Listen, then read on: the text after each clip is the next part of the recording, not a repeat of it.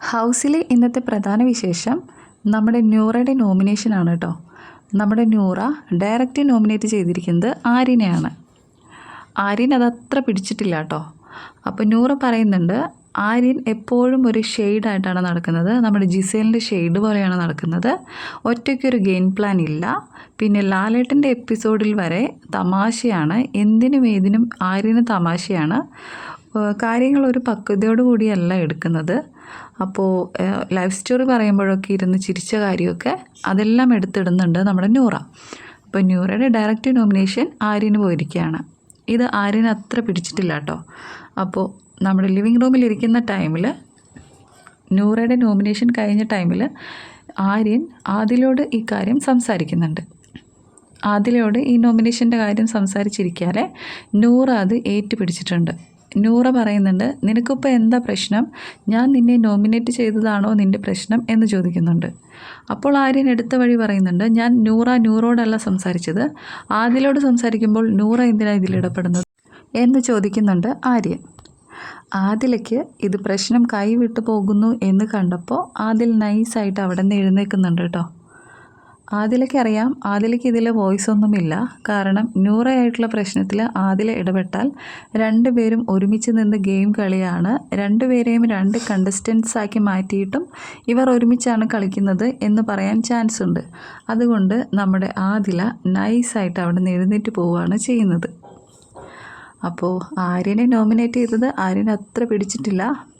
എന്തായാലും ഡയറക്റ്റ് നോമിനേഷനിലൂടെ ആര്യനെ തന്നെയാണ് നമ്മുടെ നൂറ തിരഞ്ഞെടുത്തിരിക്കുന്നത്. കുറച്ചൊക്കെ ആലോചിച്ചിട്ടാണ് നമ്മുടെ ആര്യനെ തന്നെ നൂറ തിരഞ്ഞു പിടിച്ചിരിക്കുന്നത് കേട്ടോ.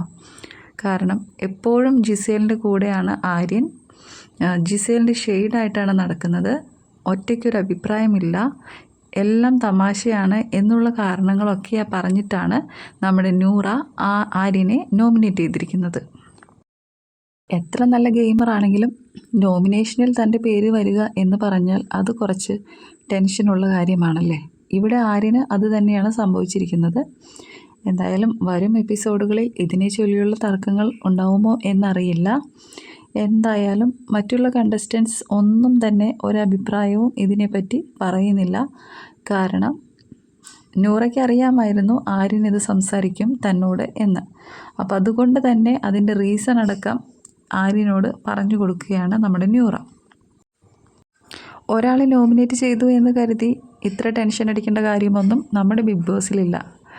അവനവൻ്റെ ഗെയിം അടിപൊളിയായിട്ട് കളിക്കുക. അങ്ങനെയാണെങ്കിൽ നമ്മുടെ അനീഷിനെയൊക്കെ ഇവരൊക്കെ കണ്ടുപിടിക്കട്ടെ അല്ലേ.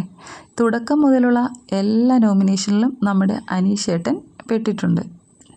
എന്നിട്ടും നമ്മുടെ അനീഷിനൊരു കുലുക്കവുമില്ല. അനീഷിനൊക്കെ നോമിനേഷനിൽ വരാനാണ് ഇഷ്ടം. കാരണം നോമിനേഷനിൽ വന്നാലാണ് പ്രേക്ഷകർ നമ്മളെ അവിടെ നിർത്തുമോ ഇല്ലയോ എന്ന് തീരുമാനിക്കുന്നത് ഈ നോമിനേഷനുകളാണല്ലേ. എന്തായാലും ഈ ഒരു പ്രശ്നം ഹൗസിൽ ചർച്ചാ വിഷയമായിട്ടുണ്ട്. ഇനി വരും ദിവസങ്ങളിലെല്ലാം ഇങ്ങനെ തന്നെ ആയിരിക്കുമല്ലോ.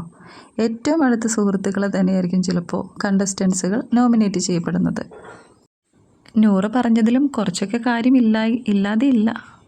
കാരണം ആര്യന് എന്തിനും ഏതിനും ജിസേലിനെ വേണം, ജിസേലിനും അങ്ങനെ തന്നെയാണ്.